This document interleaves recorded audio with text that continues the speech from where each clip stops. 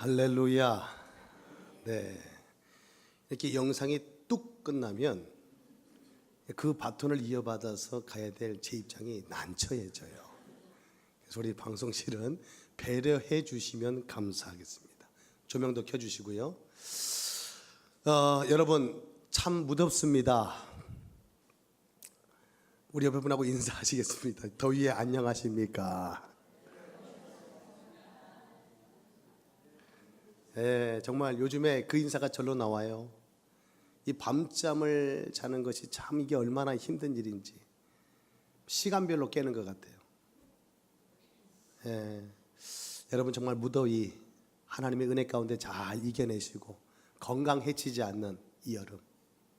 네, 이 사람이 날씨가 너무 더우니까 마음도 우리 육신도 우리의 심지어는 믿음조차도 자꾸 이렇게 처지는 느낌이에요.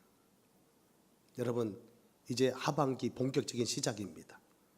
이 8월 인생 개혁, 좀 큰 사이즈의 은혜를 하나님 우리에게 주고 계세요. 그냥 변화 정도가 아니고 개혁. 예, 인생 개혁이라는 주제 아래 오늘 첫 시간 능력, 변화의 능력이라는 주제로 오늘 말씀의 은혜를 우리 흠뻑 젖어서 또 새롭게 시작하는 한 주간 무더위가 꺾이지 않을 텐데 넉넉히 이겨내시는 저와 여러분 될 수 있기를 바랍니다. 7월 우리 한 달 동안 하프타임의 주제를 가지고 은혜의 깊은 자리로 들어갔어요. 그리고 우리 인생의 감독 대신 주님이 우리에게 명령하신 작정 명령을 들었습니다. 삶의 그라운드에서 어떻게 우리가 하반기도 승리할 수 있는지 전술과 전략에 대해서 그 명령을 받은 거예요. 자, 그럼 이제 우리가 할 일은 들은 바를 준행하는 것입니다. 우리의 삶에 어떤 변화가 필요한지 경기에도 전술적으로 변화를 줘야 될 때가 있어요. 작전 타임 때, 하프 타임 때 감독은 지시하는 거죠. 전반전 잘 끌고 왔으면 후반기에 쐐기를 박는 전술. 예. 근데 전반전에 좀 미흡했다면 역전시킬 수 있는 전술을 지시할 겁니다. 그러면 선수들은 받은 지시, 그 작전 명령을 따라 힘써 달리는 거예요. 승리를 위한 우리의 도전, 이제 8월 시작되는 것입니다. 그래서 우리의 삶에 변화가 필요하다는 거예요. 주님의 그 말씀을 듣고 나니까 적지 않은 변화가 필요하다. 동감하십니까? 여러분, 여러분의 삶에 변화가 필요합니까? 삶에나 여러분의 신앙에나 변화가 필요하세요? 자, 그러면 그 변화를 위한 또 우리에게 필요한 것은 무엇입니까? 여러분 힘이 없으면요 변화되기 어려워요. 힘이 있는 자가 세상을 변화시켜 나가는 것입니다. 영향력, 힘이죠. 우리의 신앙도 믿음의 능력이 우리의 삶을 변화시켜 가는 것입니다. 그래서 오늘 첫 시간 우리 인생 개혁을 꿈꾸고 변화를 우리가 기대하는 우리에게 주시는 말씀, 변화의 능력이 어디 있는지 우리에게 말씀해 주시는 거예요. 오늘 본문의 말씀, 오늘 영상을 보다 보니까 본문도 안 읽고 오늘 설교를 시작하고 있네요. 그렇네요. 할렐루야. 본문은 집에 가서 읽어보세요. 요한복음 2장의 말씀. 여러분 오늘 이 말씀 깜짝 놀랐네죠. 오늘 뭔가 하나 빠진 것 같은데 뭐가 빠졌지? 보세요. 우리가 해왔던 습관대로 안 하면 이렇게 빠뜨린다니까. 요한복음 2장의 말씀 제가 오늘 봉독해 드릴 테니까 여러분 한번 잘 들어보세요. 사흘째 되던 날 갈릴리 가나에 혼례가 있습니다. 예수의 어머니도 거기 계시고 예수와 그 제자들도 혼례의 청함을 받아 손님으로 와 계시는 거죠. 포도주가 떨어집니다. 여기서부터 오늘 사건이 오늘 전개되고 있는 거예요. 포도주가 떨어졌다. 예수의 어머니가 예수에게 이렇게 말합니다. 저들에게 포도주가 없다 합니다. 여러분 오늘 본문을 읽지 않았지만 오늘 본문 속에 말씀을 바로 들어가면 오늘 이 혼례잔치에 혼인잔치집에 포도주가 떨어졌다. 심각한 문제입니다. 낭패를 만난 거예요. 우리 결혼식장에 가지고 우리가 결혼식이 참 준비 잘 돼 있더라. 이 집안 뼈대 있는 집안이야. 참 결혼식 정말 품격 있는 결혼식이었어 라고 말할 때 무엇을 보고 그런 겁니까? 1번 신부 드레스, 2번 신랑 턱시도, 3번 주례, 4번 피로연. 피로연이라면 음식이죠. 그 음식의 수준에 따라서 그 결혼식의 품격을 우리는 얘기합니다. 유대 사회에서 이 포도주가 그 결혼식의 그 집안의 품격을 말해주는 결정적인 기준이었어요. 그런데 격이 낮다 높다가 아니고 떨어져 버렸다는 거예요. 이건 피로 현장에 갔는데 음식이 뭐 먹을 게 있네 없네가 아니고 다 먹고 없어. 이러면 그 결혼식은 망친 결혼식이에요. 그렇죠. 손님을, 그 많은 손님 하객들을 불러다 놓고 음식이 모자라면 이건 큰 낭패죠. 오늘 이 포도주가 떨어졌다는 문제는 마치 이와 같은 문제인 것입니다. 그러면 누가 발 동동 구르며 이 문제를 해결해야 돼요? 주최 측에서 주인이, 연회장이 이 문제를 수습해야 되는 거예요. 그런데 오늘 마리아도 예수님도 그 제자들도 손님으로 청함을 받아 하객으로 와 있는데 오늘 마리아가 이 문제를 가지고 예수님 앞에 가져가는 거예요. 포도주가 떨어졌답니다. 그러니까 예수님이 4절에 이렇게 대답하시는 거예요. 예수께서 이르시되 여자여 나와 무슨 상관이 있나이까? 내 때가 아직 이르지 아니하였나이다. 아니 마리아가 이 문제를 나서 가지고 해결하려고 하는 것도 이해 안 되고, 오늘 어머니 마리아의 말을 듣고 예수님이 이렇게 대답하는 것도 우리가 이해할 수 없어요. 좀 어려운 대화를 두 분은 나누고 있는 겁니다. 그런데 오늘 말씀의 핵심 키워드가, 오늘 물이 변하여 포도주 된 이 기적의 사건의 현장에 변화의 능력이 바로 여기서부터 시작된다는 사실을 우리는 기억해야 합니다. 오늘 마리아는 알고 있어요. 그리고 믿고 있어요. 찰떡같이. 내 앞에 서 있는 내 육신의 아들이지만 그분이 누구인지를, 성령으로 잉태되어 낳은 예수는 육신의 아들이긴 하나 그는 메시아예요. 하나님의 아들인 것입니다. 하나님의 아들이면 그가 가진 능력은 한이 없죠. 모든 문제를 해결할 능력을 그분이 가지고 있다는 것을 알고 있는 한 사람, 믿고 있는 한 사람이 마리아인 것입니다. 여러분에게 그 믿음 있나요? 그러면 나와 상관없는 문제도, 어떤 작고 큰 문제도 주님 앞에 곧장 가져가게 될 것입니다. 오늘 마리아의 믿음인 거예요. 그 믿음이 그를 가만둘 수 없게 만든 거예요. 문제가 터졌어요. 포도주가 떨어졌어요. 근데 사실은 마리아가 나설 문제가 아니에요. 마리아가 해결 문제, 마리아가 책임이 있지 않기 때문에. 그런데 왜 포도주가 떨어진 문제를 주님 앞에, 예수님 앞에 가져가냐? 믿음이다. 믿음. 여러분, 믿음 있는 사람은요, 작든 크든 그 문제를 주님 앞에 곧장 가져갑니다. 우리 인생에 모자란 문제 없습니까? 떨어진 문제 없어요? 부족한 문제 없습니까? 그 문제 가지고 우리 어디로 가야 돼요? 주님 앞에 가야 되는 거예요. 물이 변하여 포도주 됐다라는 결과만 주목하지 말고 어떻게 그런 일이 일어났는지 과정을 좀 주목해 볼 필요가 있다는 거죠. 이것이 우리 인생의 개혁, 우리 인생에도 변화를 기대하는 우리들의 삶 가운데 그 비밀이 그곳에 담겨 있기 때문에 그렇습니다. 그런데 오늘 마리아는 그 믿음을 가지고 이 포도주가 떨어진 문제를 가지고 주님 앞에 갔는데 주님이 하신 말씀 한번 들어보세요. 여자여 나와 무슨 상관이 있나? 내 때가 아직 이르지 아니했다. 오늘 예수님의 이 고백을 여러분 이해할 수 있겠어요?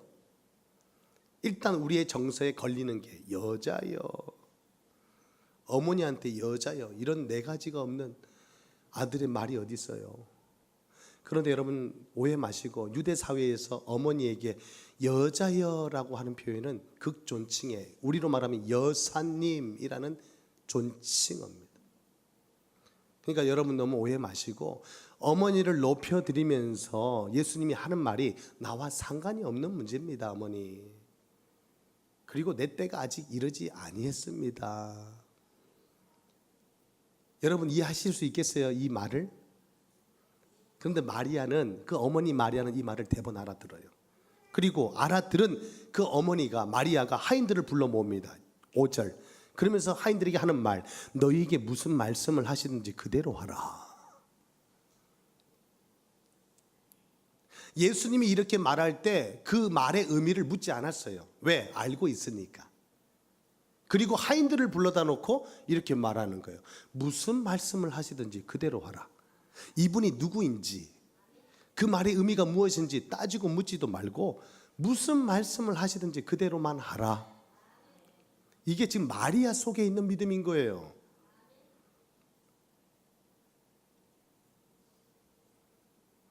예수님께서 그 말씀하신 의미가 무엇인지를 마리아의 모습과 행동에서 우리는 이해할 수 있는 거예요.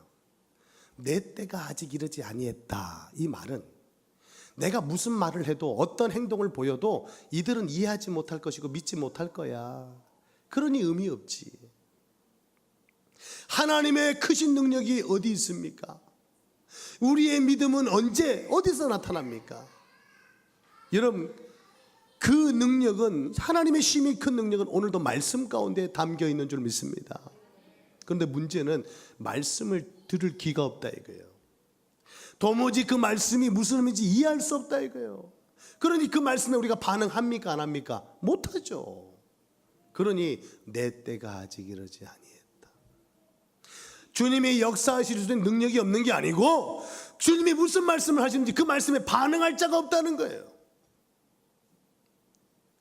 이해도 못하고 믿지도 못하니까. 마리아는 그 말의 의미를 알아들은 거예요. 그러니까 하인들에게 무슨 말씀을 하시는지 그대로 해라. 방금 전까지 나와 상관없습니다, 내 때가 아닙니다 라고 말했던 예수님이 마리아가 그렇게 믿음의 장을 딱 깔아놓으니까 그제서야 명령하기 시작하는 거예요. 오늘 본문의 7절 8절, 항아리에다 물을 채워라, 연회장에 갖다 줘라, 명령하기 시작해요. 여러분 꼭 기억하시기 바랍니다. 우리 주님은 오늘도 이 능력을 가지시고 우리에게 말씀하시는데 아무 때나 아무에게나 말씀하지 않습니다. 이 말씀을 듣고 순종할 자에게 말씀하세요. 여러분 이 한 시간 예배 자리에 나왔다고 다 은혜 받고 가는 거 아니에요. 은혜도 수준이 있습니다. 은혜도 깊이가 달라요. 여러분 깊은 은혜에 잠기고 싶다면 여러분의 마음에 은혜 받을 준비가 먼저 돼 있어야 돼요. 아멘 아닙니까? 아이고 시간 됐으니까 가자야. 그냥 좋아가지고 그냥 아이고 언제 예배 시작하나 이래갖고는 은혜 받기가 좀 어려울 겁니다. 은혜는 받긴 받는데 설익은 은혜 받고 가는 거예요. 뭔가 가슴 찡한 은혜와 감동을 받고 싶거든 예배를 사모하고 예배를 준비하세요. 은혜 받을 준비. 여러분 천국만 침노하는 거 아니에요. 은혜도 침노하는 겁니다. 좀 적극적이게, 여러분 좀 저돌적이게 은혜 앞에 서보지 않겠습니까? 그럼 우리 하나님 놀라시며 기뻐하시며 여러분의 그 작은 가슴에 넘치는 은혜 부어주실 줄 믿습니다. 여러분 말씀이 임하면 되는 거예요. 말씀이 우리 인생 가운데 찾아오심이 구원이 된 것입니다. 여러분 그토록 열 수 없는 문 중에 문이 가슴 문인데, 우리의 마음의 문인데, 그 마음의 문이 말씀 앞에 열리기만 하면 그런 하나님을 만나게 되는 거예요. 그런데 누가 그 은혜를 입는단 말입니까? 오늘도 하나님은 천하보다 귀한 한 영혼을 구원하시기 위해서 불꽃 같은 눈동자로 이 세상을 지켜보시고 바라보시는데 이 은혜가 임할 곳이 없는 거예요. 오늘 이 컵이 물을 담고 있는데 이 컵을 뒤집어 놓으면 하늘에서 은혜의 소낙비가 쏟아져도 물 한 방울 들어가지 않습니다. 오늘 우리 인생의 그릇이 하나님을 향하고 있어야 돼요. 하나님의 은혜를 사모하는 마음으로 주를 바라볼 때에 그곳에 하나님의 은혜가 부어지고 담겨지는 것이죠.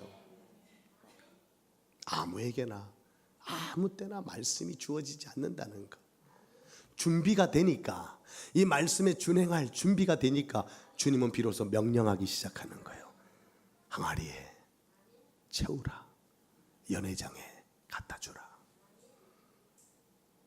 놀라지 마세요. 이미 물이 변하여 포도주가 됐다. 언제요? 어떻게 해요? 그건 묻지도 따지지도 마세요. 우리 주님이 하시는 일을 IQ 200도 안 되는 우리가 설명해 준들 알아듣겠어요? 믿음인 것입니다. 오늘 11절 말씀해 보세요. 이 현장에 물이 변하여 포도주 된 이 현장에 함께 있었던 제자들은 믿으니라. 알게 되었느니라 아니요. 이해가 되었느니라 아니요. 믿으니라. 믿어져 버리는 거예요. 물이 변하여 포도주 된 이 사건 속에서 주님이 행하시고자 하셨던 이런 두 가지, 하나는 영광을 나타내시고 그리고 믿음으로 그들을 세우시기 위함이었다. 여러분 말씀 받을 준비 됐어요? 은혜 받을 준비 됐습니까? 그럼 오늘 무슨 말씀을 하시든지 그대로 준행하실 겁니까? 그럼 여러분의 삶에도 그와 같은 영광이 드러나게 될 것이고 여러분을 보고 여러분과 함께하는 모든 이들이 믿음으로 서게 될 것이다. 할렐루야. 오늘 9절 말씀 결론입니다. 연회장은 물로 된 포도주를 맛보고도 어디서 났는지 알지 못하되 물도 온 하인들은 알더라.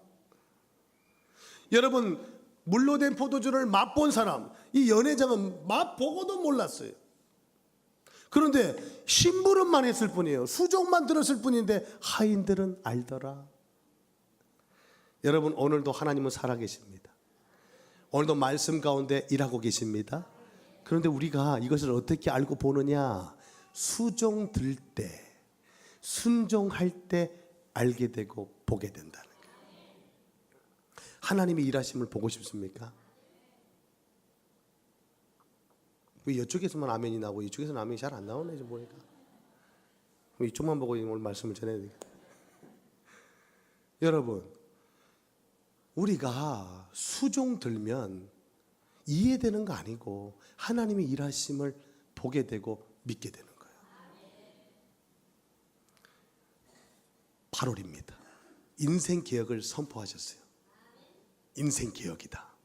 그냥 일시적인 변화 말고 완전 개혁. 물이 변하여 포도주 됨 같이 근원적인 변화 원하지 않니? 예 주님, 내 인생 가운데도 그런 변화가 필요해요. 우리 가정에도, 우리 남편에게도, 우리 자녀들에게도 그런 변화가 필요합니다. 그래, 그러면 내가 무슨 말을 하는지 한번 들어볼래? 예 주님, 이제부터 주님의 말씀에 무조건 수종 들겠습니다. 순종하겠습니다. 그래, 그러면 이렇게 해라. 비로소 말씀하시기 시작하실 거예요.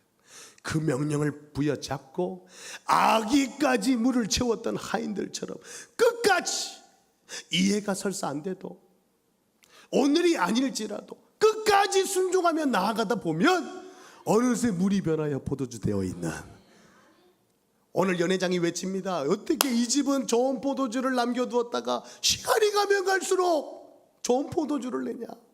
이전보다 더 맛 좋은 극산품의 포도주로 변화되었음을 보여주는 거예요. 여러분 이전보다 이유가 계산되지 않고 기억되지 않는 놀라운 변화가 일어날 줄 믿습니다. 그 변화의 능력이 어디 있습니까? 어디 있는 거예요? 어디 있습니까? 말씀에 있잖아요. 주님이 말씀하셨잖아요. 주님은 말씀만 하시면 돼요. 주님은 말씀만 하시면 됩니다. 문제는 말씀을 받는 우리가 문제예요. 그 말씀을 말씀같이 안 받기 때문에. 하나님의 말씀으로, 전능하신 주님의 말씀으로 우리가 말씀을 받는 믿음이 있다면 그 믿음이 오늘 이 같은 기적을 일으킬 것입니다. 오늘 그 믿음, 여러분의 믿음 되어서 돌아갈 수 있기를 주님의 이름으로 축복합니다. 칼빈이 종교개혁을 외칠 때에 그가 외쳤던 첫 고백이 무엇입니까? 솔라 스크립츄라. 솔라 스크립츄라. 성경으로 돌아가자는 거예요. 다른 데가 아닙니다. 그 무엇이 아닙니다. 오직 성경. 여러분 신앙에 오직 성경, 오직 말씀 맞습니까? 그거면 충분합니까? 정말 충분하세요? 그렇다면 오늘 우리는 이 예배 시간에 말씀을 듣지만 들음으로 끝나지 않을 겁니다. 말씀을 들으면 믿음이 나죠. 그 믿음은 우리로 하여금 말씀을 따라가게 만드는 힘이 될 것입니다. 그러므로 알았다, 믿는다 끝나는 게 아니고 그 믿음에 걸맞는 걸음이, 행함이 이제는 시작되는 거예요. 따라합시다. 우리의 믿음은 명사가 아니요, 움직이는 동사다. 내 믿음은 동사형입니다. 움직인다 이거예요. 움직인다. 무엇과 함께? 말씀과 함께. 그러려면 말씀을 잡고 있어야 따라갈 수 있는 거예요. 말씀을 듣는 것으로 만족해서는 안 됩니다. 오랜 세월 동안 신앙생활을 해서도 그 가슴 속에 말씀이 담겨 있지 않는 분들을 종종 봅니다. 여러분 예배를 마치고 한 주간 여러분의 은혜의 그 나눔의 현장, 셀 예배 때 어떤 은혜를 나누고 계십니까? 기대하건만, 여러분 정말 기대하지만 말씀의 은혜를 좀 나눠보세요. 셀 예배 때 무엇을 나누고 계시는지 그분의 고백을 한번 들어보세요. 얼만큼 말씀 가운데 서 있는지, 말씀의 깊은 은혜를 누리고 사는지 알 수 있을 거예요. 말씀의 은혜 가운데 젖어 살면 문제가 없지 않으나 문제가 되지 않고, 어려움도 부족함도 모자람도 있겠으나 은혜가 채워주셔서 감사의 고백으로 바뀌어지는 것을 경험하게 될 거예요. 말씀입니다. 오늘도 우리는 성경의 말씀, 숱한 설교의 말씀을 듣고 있지만 정작 우리 가슴 속에는 말씀이 남아있지 않는 것 같아요. 말씀 듣고서 내 체질을 따라가고 내 생각을 따라, 내 이상한 경험을 따라 그렇게 살고 있는 것 같아요. 그러니까 주님은 더 이상 우리에게 말씀하실 이유가 없죠. 오늘도 우리는 성경의 말씀에 있는 핵심을 잘 붙잡아야 돼요. 성경이 무엇을 말하고 있는가? 요한복음 5장 39절은 말합니다. 너희가 성경에서 영생을 얻는 줄 생각하고 성경을 연구하거니와 이 성경이 곧 내게 대하여 증거하는 것이라. 내게 대하여 증거하고 성경은 영생에 대한 이야기다. 다시 말해서 예수 그리스도 안에 영생이 있다는 거예요. 여러분 왜 성경을 읽어야 됩니까? 왜 우리가 말씀을 믿어야 됩니까? 거기에만 영생의 길이 있기 때문에 그래요. 요한복음 20장 31절입니다. 오직 이것을 기록함은 너희로 예수께서 하나님의 아들 그리스도이심을 믿게 하려 함이요 또 너희로 믿고 그 이름을 힘입어 생명을 얻게 하려 함이니라. 예수가 그리스도 되심과 하나님의 아들이심을 믿게 하고 그 이름을 믿어 힘입어 영생을 얻게 하려고 성경을 기록했다는 거예요. 다시 말해 성경의 기록 목적은 예수님이 그리스도란 사실을 선포하는 것이고, 이것을 믿는 자에게 무엇을 주시는? 영생을 주시는 책이다 이거예요. 그러니까 이 성경책이 얼마나 귀하냐 이거예요. 여러분 말씀이 귀합니까? 어느 정도 귀합니까? 여러분 집에 불나면 성경책 들고 나갈 거예요? 아니면 집에 그 농장 밑에 있는 그 폐물 들고 나갈 거예요? 아이고 뭐 돈으로 성경책 사면 되죠. 6.25 때 그런 일화가 있었다지 않습니까? 예배 드리고 나오는 그곳에서 공산당에 와가지고 말이죠, 예배 드리지 말라 했잖아. 이 종갓나 새끼들 다 성경을 깔아놓고 침 뱉고 나가는 놈 다 살려주고 안 그러면 다 죽일게요. 다 침을 뱉고 나갔다잖아요. 근데 어린아이가 그 주일학교 학생이 나오면서 나는 그럴 수 없다, 그렇게 안 배웠다 이게. 그래서 그 아이만 성경책에 침을 안 뱉었대요. 여러분 성화로 기억하고 계시죠? 성화든 성경이든. 그 공산당이 어떻게 했답니까? 이 에미나이만 진짜고 이 종갓나 새끼들 다 갔잖아요. 다 죽여버렸다잖아요. 여러분 말씀 믿으면 삽니다. 살 길을 스스로 찾지 마세요. 말씀 가운데 생명의 길이 있어요. 자, 뒤에서 오늘 준비한 대로 바깥에 예배 끝나고 나가면 준비하세요. 누가 밟고 가는지 한번 테스트 한번 해볼까요? 여러분 말씀에 목 맬 수 있습니까? 목숨 걸 수 있어요? 이것이 여러분의 믿음일 것입니다. 여러분 우리 주님도 그 영생을 주시려고 이 땅에 그리스도로 오신 주님도요, 이 땅에 말씀이 육신을 입고 오셨고 말씀대로 사시다가 말씀대로 죽으셨어요. 그리고 말씀대로 다시 살아나셨어요. 고린도전서 15장 3절 4절 말씀, 내가 받은 것을 먼저 너에게 전하였노니 이는 성경대로 그리스도께서 우리 죄를 위하여 죽으시고 장사 지냄 받으셨다가 성경대로 사흘 만에 다시 일어 살아나셨다.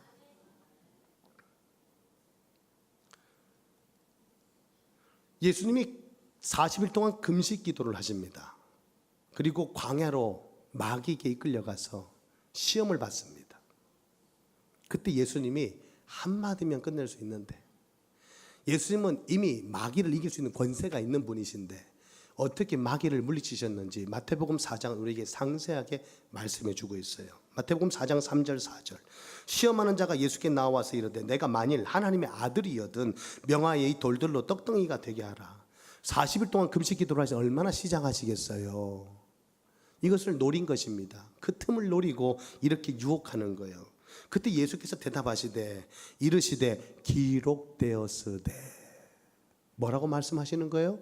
말씀을 지금 말씀하시는 거예요. 기록되었으되 사람이 떡으로만 살 것 아니요 하나님의 입으로부터 나오는 말씀으로, 모든 말씀으로 살 것이라. 두 번째 유혹을 합니다. 마태복음 4장 6절 7절, 성전 꼭대기로 예수님을 세우는 거예요. 하나님 아들이거든 네가 뛰어내려봐라. 기록되었으되, 이 사탄도요, 마귀도 말씀을 인용합니다. 기록되었으되 그가 너를 위하여 그의 사자들을 명하시니 그들이 손으로 너를 받들어 발에 돌에 부딪히지 않게 하리리라. 야, 이 사탄이요 말씀을 잘 인용합니다. 그때 예수님이 이렇게 말씀을, 기록되었으되 주 너의 하나님을 시험하지 말라. 그냥 한 방에 그냥 해결할 수 있는데 주님은 계속 뭐 하고 계시는 거예요? 말씀으로 마귀를 물리치는 거예요. 세 번째 유혹입니다. 8절 11절, 마귀가 또 그를 데리고 지극히 높은 산으로 가서 천한 만국과 영광을 보여 이르되 만일 내게 엎드려 경배하면 이 모든 것을 내게 주리라. 그때 예수님이 세 번째 유혹을 어떻게 물리칩니까? 사탄아 물러가라. 기록되었을 때 주 너의 하나님께 경배하고 다만 그를 섬기라 하였느니라. 기록되었으되 기록되었으되 기록되었으되. 여러분, 원수마귀 사단과 맞서 싸워 이길 영적 승리의 비밀은 성령의 검 말씀에 있다는 사실을 우리는 잊지 말아야 합니다. 그럼 우리는 말씀으로 무장해야 되는 거예요. 주일날은 뭐 하는 시간이냐? 말씀으로 무장하는 시간이다 이거예요. 말씀을 들었지만 놓치고 돌아가면 한 주간도 내 멋대로 살다가 그렇게 방황하다가 길을 잃고 헤매다가 다시 돌아오는 거예요. 이것이 오늘 우리의 신앙생활의 모습일 것입니다. 이런 악순환을 이번 8월에 다 끝내고 인생의 개혁이 일어나야 되는 거예요. 이 말씀 앞에서 내 인생의 근본적인 변화가 일어날 것이다. 이제 악순환이 선순환 되는 거예요. 주일날 말씀으로 무장하고 한 주간 기도하고 말씀 잡고 나아가 삶의 현장에 승리하고 돌아와. 승리한 자에게 주시는 전리품을 가지고 돌아와서 감사하고 찬양하고 예배하고 또 말씀으로 무장하고 한 주간 승리하고 무장하고 승리하고 무장하고 승리하다가 주님 앞에 서는 그날 천국 가자. 할렐루야. 이것이 여러분의 신앙생활 되기를 주님의 이름으로 축복합니다. 그러기 위해서는 언제나 우리는 기록된 말씀을 내 가슴에 새겨지는 레마 말씀으로 받아야 돼요.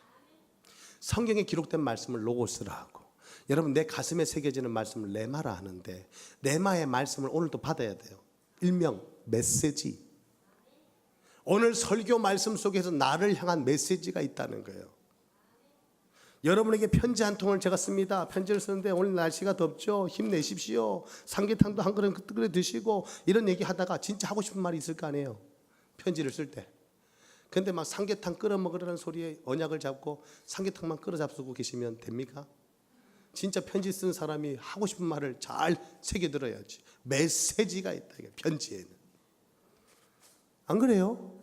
오늘 하나님의 이 성경이, 말씀이 우리에게 메시지가 될 텐데 그 메시지는 놓쳐버리고 내가 듣고 싶은 말씀, 은혜 되는 말씀만 딱 붙잡고 있으면 안 될 것입니다. 레마. 오늘도 이 말씀, 이 설교 말씀 속에 여러분을 향한 레마 말씀이 있어요. 그것을 딱 받는 사람은 힘이 나는 거예요. 여러분, 레마가 있는 사람은 말씀을 놓치지 않아요. 기억력이 나쁘다고요? 아니요. 말씀을 놓친 연고입니다. 레마를 못 받았어요. 메시지를 못 찾았어요. 그래서 예배의 마지막 마침은 기도 제목이 돼야 되는 거예요. 기도 제목이 뭐냐? 오늘 내게 주신 메시지가 기도 제목인 거예요.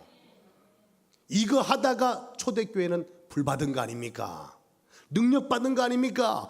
약속 잡고 기도하다가 그 약속의 말씀 오늘 내 말로 내게 다가올 때, 메시지로 내 가슴을 칠 때 한 주간을 여러분 언약 잡고 승리하는 거예요. 그것이 여러분의 기도가 되고 삶이 되어서 승리하시길 축복합니다.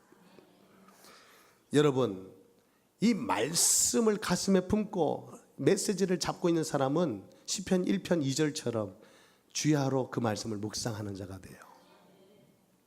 말씀이 없는데 어떻게 묵상이 됩니까? 말씀이 잡고 있어야지. 여러분, 묵상이란 말이 메티칼투스, 이게 원어로 이게 묵상이란 뜻인데, 메티칼 들어봤죠? 약의 기원입니다. 원음. 약은 먹으면 효과가 나타나잖아요. 우리 아픈 부분을 북돋아 주든지 힘을 주든지 면역이 깨지고 건강의 균형이 깨질 때 그 약이 우리 몸속에 들어 화학작용을 일으켜서 우리 약한 부분을 도와주잖아요. 그래서 약을 먹잖아요. 그런데 우리 인생에서 약 중에 약이 구약과 신약이라는 거 아십니까? 그 말씀 먹고 묵상해 보세요. 영육이 강건해집니다. 내 영혼이 잘된 같이 범사가 잘 될 뿐 아니라 영육이 강건할지어다. 아멘입니까? 이런 말씀을 정말 먹고 말씀으로 무장하셔서 이 시대 말씀의 사람이 되기를 주님의 이름으로 축복합니다. 그래서 우리 인생의 개혁이 일어날 때 가장 먼저 일어나야 될 변화, 개혁이 뭐냐? 말씀 듣는 자세입니다. 말씀은 들음으로 끝나지 않아요. 들은 바를 행함으로 나아가야 되는 것입니다. 오늘 들었습니다. 그 끝났습니다. 그 끝난 거예요. 그러나 말씀을 따라 갈 바를 알지 못하지만 우격다짐으로 따라가다 보면 복의 근원돼요. 그게 아브라함이요. 그렇잖아요. 갈 바를 알지 못했지만 말씀을 쫓아갔던 아브라함이 열국의 아비가 되고 믿음의 조상이 된 거 아닙니까? 여러분, 말씀을 받는 자세가 달라지면 주님이 명령하시기 시작해요.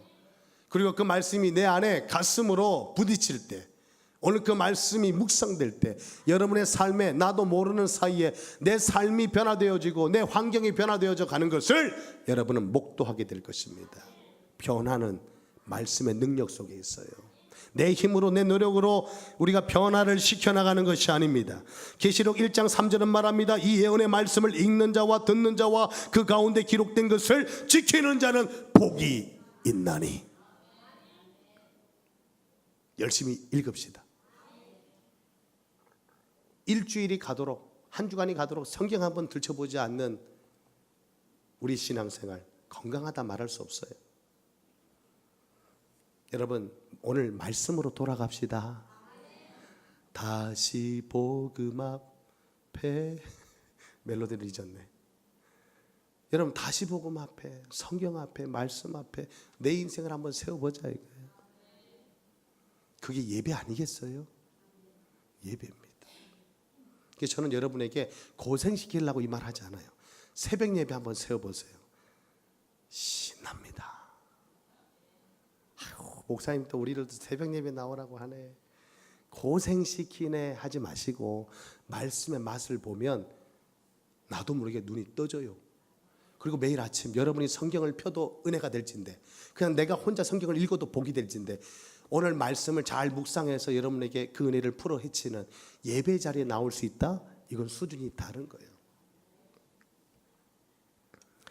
히브리서 11장 38절은 말합니다. 말씀에 감격이 있고 은혜가 있고 그 말씀에 준행하는 자 세상이 감당치 못한다. 세상이 감당치 못한다는 거예요. 여러분은 누굽니까? 말씀의 사람입니다. 그러니 하나님이 함께 하시니 세상이 이길 수 없죠. 감당할 수 없는 거예요. 믿음의 선진들, 믿음의 챔피언들을 기록해 놓은 11장, 히브리서 11장에 보면 그들은 다 세상이 감당치 못할 자들이었어요. 오늘 이 시대는 여러분이 바로 그 주인공입니다. 아멘입니다. 우리 교회는 몇 가지 큰 비전을 가슴에 품고 도전해가는 기도 제목이 있어요. 그 중에 하나가 다음 세대입니다. 다음 세대를 일으키고 싶어요. 우리 이번에 여름 성경학교 때 우리 아이들 많이 모여서 뜨겁게 은혜 받는 모습 보셨죠? 여러분의 기도가 또 물심양면으로 후원해 주셔서 함께 은혜의 그 도가니 속에 우리가 들어갈 수 있었어요. 아이들이, 여러분들도 한번 생각해 보세요. 입장 바꿔서 어른들도 일주일에 한 번 나와서 예배 한 번 드리고 일주일 동안 교회 한 번 안 오고 사는데 뭐 그리 편화가 됩니까? 또 심각해지네요, 표정이. 이 수요 예배 나오란 말 아닙니까? 여러분, 예배 자리 여러분을 위해서 준비해 놨는데 주인공이 안 오면 섭섭해 합니다, 주님이. 말씀할 게 있어서 부르는데 그 말씀에 은혜 받을 마음이 없다면 주님이 입 닫으시는 거죠.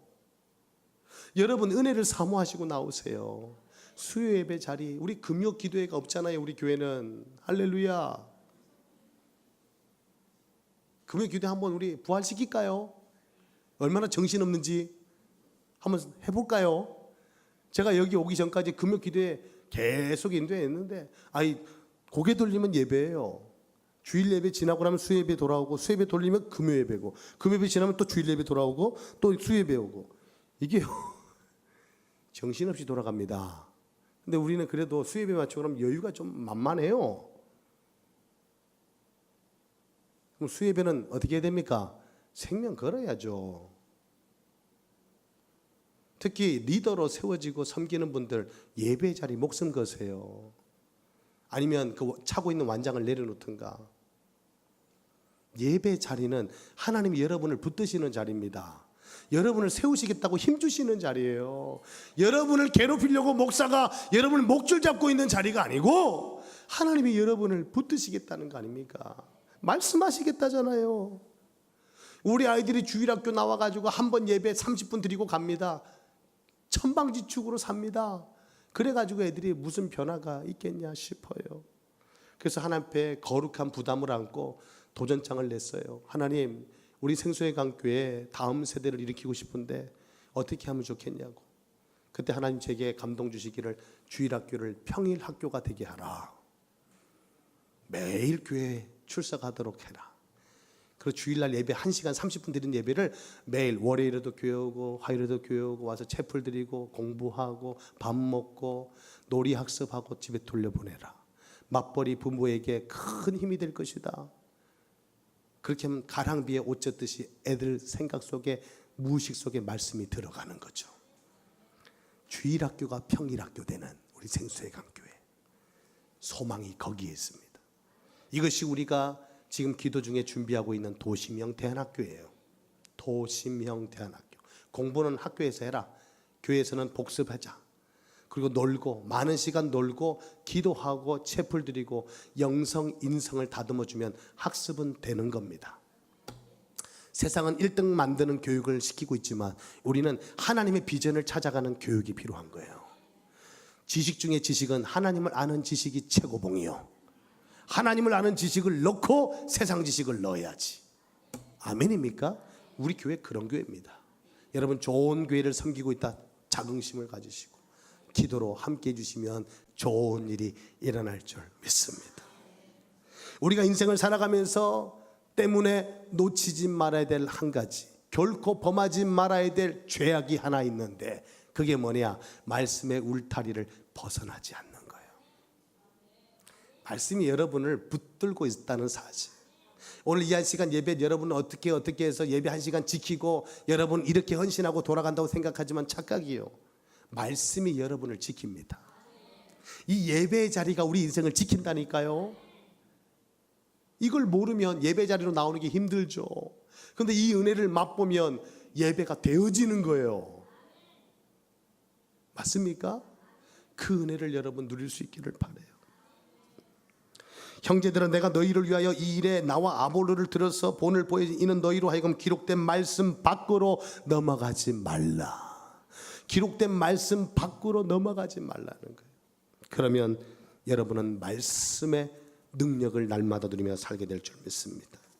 베드로전서 1장 24절 25절 말합니다. 그러므로 모든 육체는 풀과 같고 그 모든 영광은 풀의 꽃과 같으니 풀은 마르고 꽃은 떨어지나 오직 주의 말씀은 세세토록 있도다. 붙잡을 만하죠? 우리 육체가 풀이고 육체 속에서 피어나는 모든 세상의 부귀영화가 꽃과 같습니다. 풀도 시들고 꽃도 떨어질 때가 있어요. 그러나 하나님의 말씀은 세세무궁토록, 할렐루야, 영원한 것을 붙잡으시기 바랍니다. 그게 말씀이에요.